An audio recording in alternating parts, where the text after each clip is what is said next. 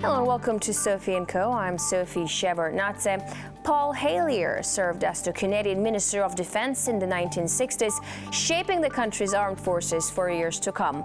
It was only in his retirement that he says he made a life-changing discovery. He became the first cabinet-level politician from a G8 country to publicly state that there is extraterrestrial life present on Earth. Is this an elaborate fantasy? Are aliens science fiction? Or is there something to claims of their existence? Extraterrestrial life. For ages, humanity has wondered, is there anything else in the cold darkness of space? Skeptics say there is no proof, but there have always been those who dared to dream. And some even claim to have seen things with their own eyes. Do aliens exist? Are they already here? Do they pose a threat or a chance for salvation? Honorable Paul Heyliъr, former Minister of Defense of Canada, and he believes that life forms from space exist and are present on Earth. It's great to have you with us on our show. Why do you say that UFOs are as real as the airplanes flying over our heads? Well, because I know that they are. They've been, as a matter of fact, they've been visiting our planet for thousands of years. And one of the cases that would interest you most, if you give me 2 or 3 minutes to answer, is during the Cold War, 1961, there were about 50 UFOs in formation flying south from Russia to across Europe. And the Supreme Allied Commander was very concerned and about ready to press the panic button when they turned around and went back over the North Pole. So they decided to do an investigation.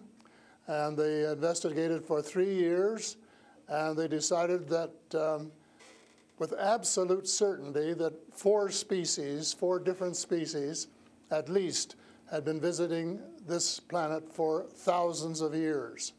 So that's, we have a long history of UFOs, and of course there's been a lot more activity in the last few decades since we invented the atomic bomb.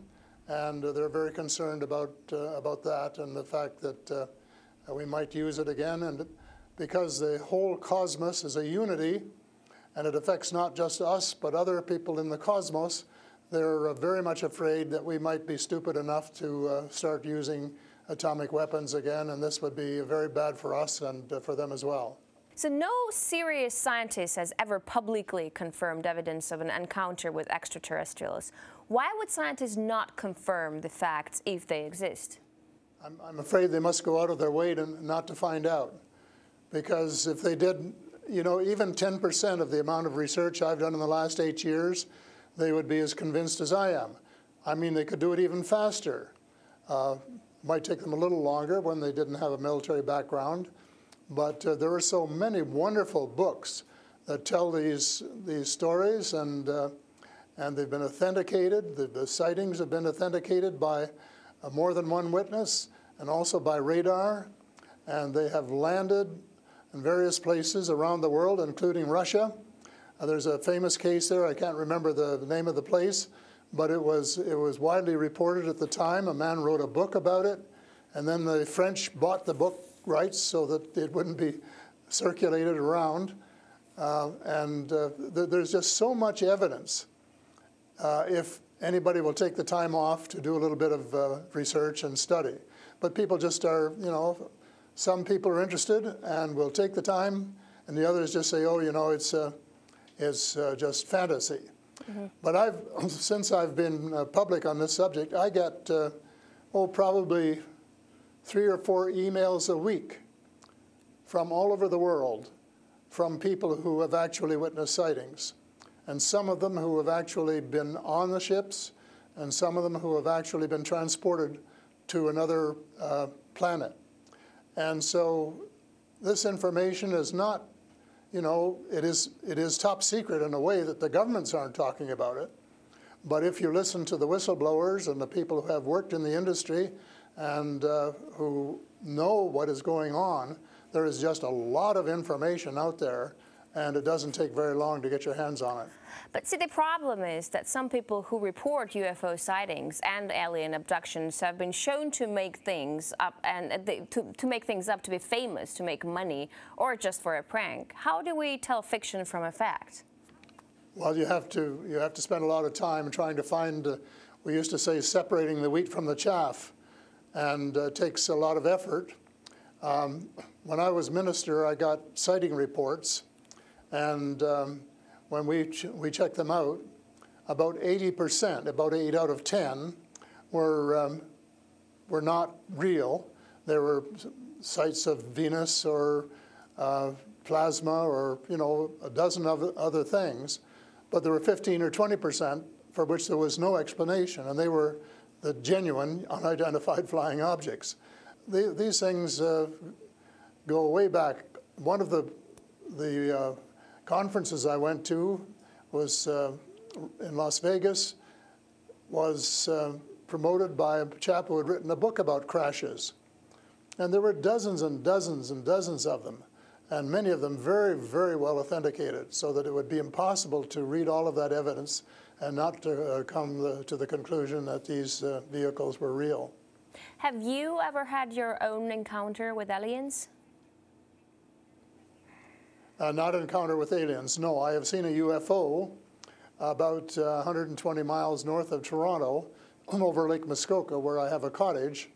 And 2 years ago, last Canadian Thanksgiving, which is October, my wife decided she wanted to go out and look at the stars. So I'm not much of a night man, but I put on my cap and went out with her.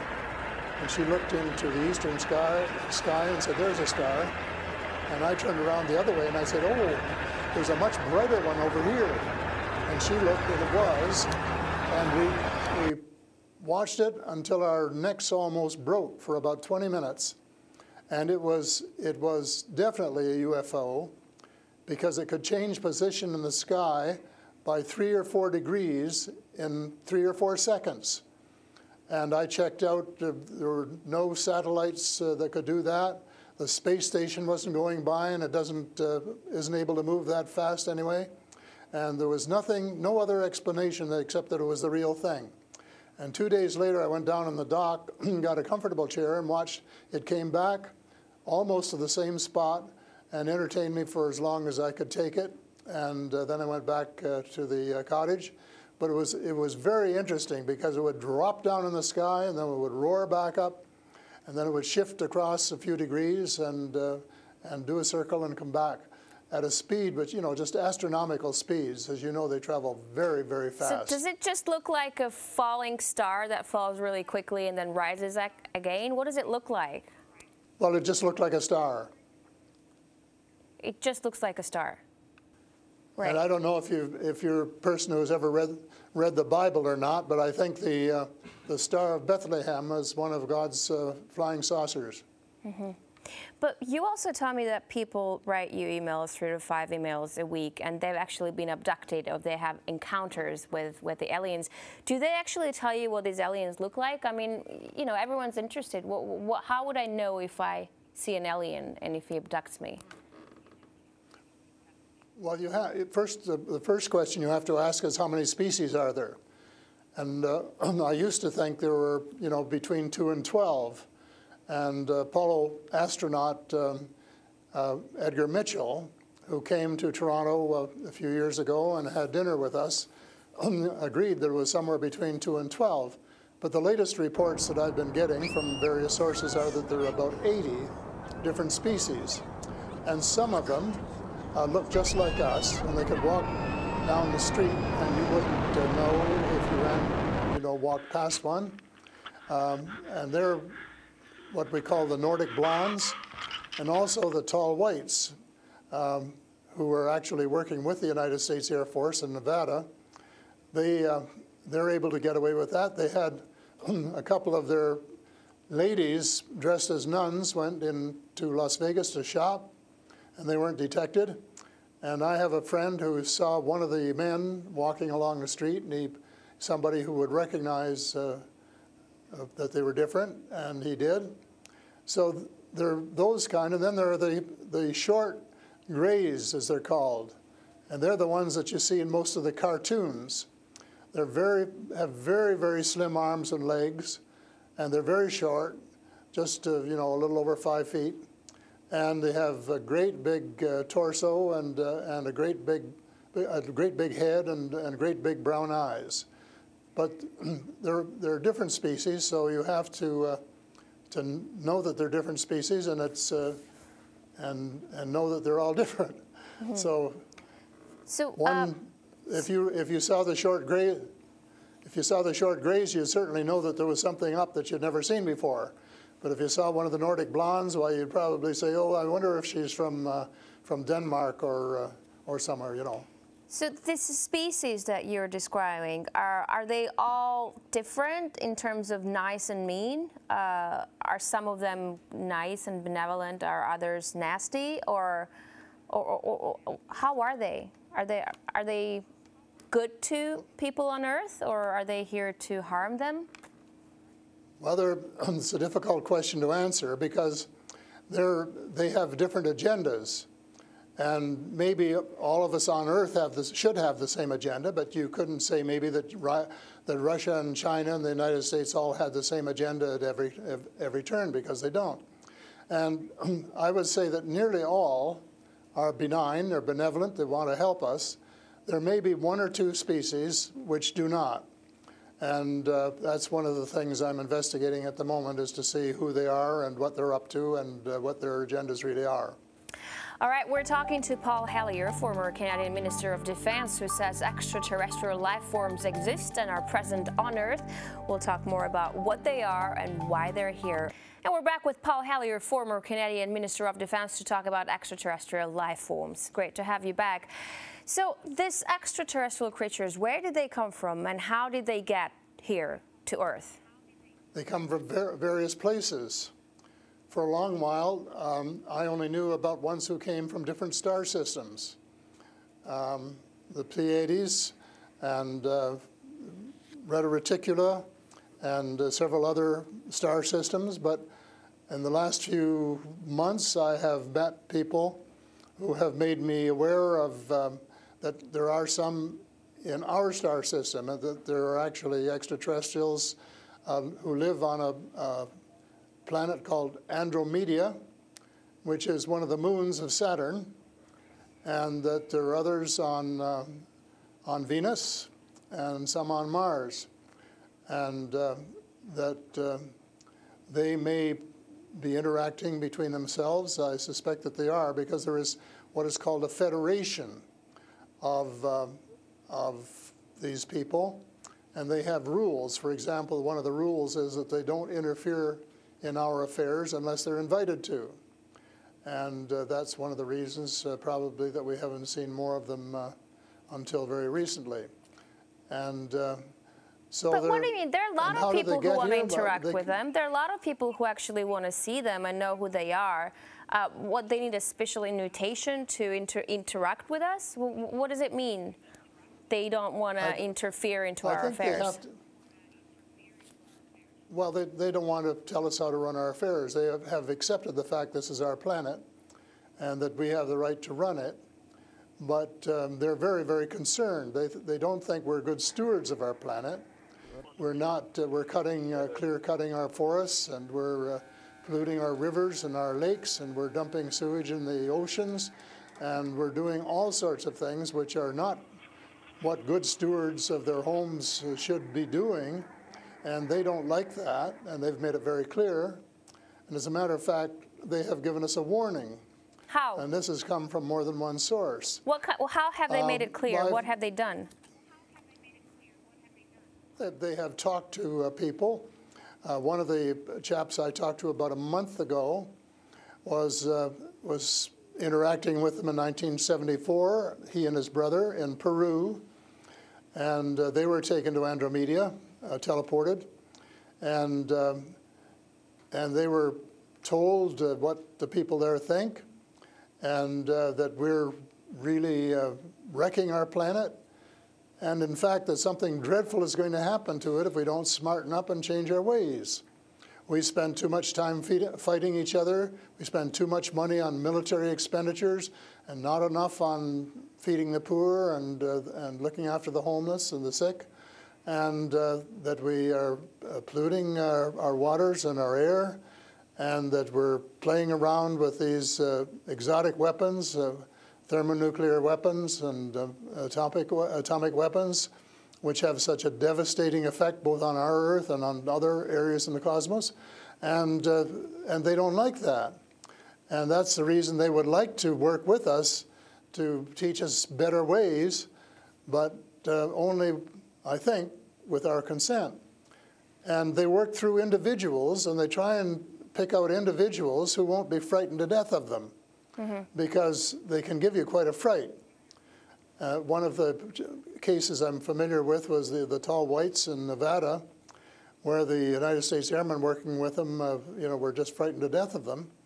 And one, Charles Hall, rescued the daughter of one of the high-up people in the tall whites, and as a result became very good friends with the mother. And as soon as they could trust each other, they had a wonderful relationship. And he wrote a book about it. It's called Millennial Hospitality. Millennial Hospitality. And it tells you how you go through these stages of being scared out of your wits. But then when you establish a trust and a working relationship, why you can have the same relationship, same kind of relationship that you would have with someone here on Earth. But here's what I'm thinking. If you're outing their presence, which is clearly not what they want since they're hiding, why aren't they so afraid of, why aren't you afraid of repercussions? Because you're obviously stating that they're here among us, and you're telling me all these species that exist. They are here among us, and I'm not afraid because in most cases, well, as far as technology is concerned, they're light years ahead of us, and we have learned a lot of things from them. A lot of the things that we use today, we got from them, lead lights and microchips and Kevlar vests and all sorts of things that we got from their technology, and we could get a lot more too, especially in the fields of medicine and agriculture, if we would go about it peacefully. But I think maybe some of our people are more interested in getting their military technology, and I think that's wrong. I think that's wrong-headed, and that's one of the things that we're going to have to change, because we're going to have to work together. Talking about all of us, everywhere on the planet.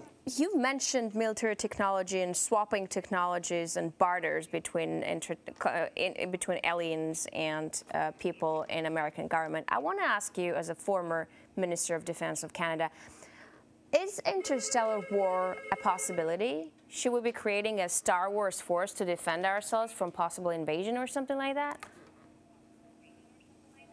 Well, I think it's a possibility, but it's a possibility especially if we shoot down every UFO that comes in our airspace without asking who they are or what they want.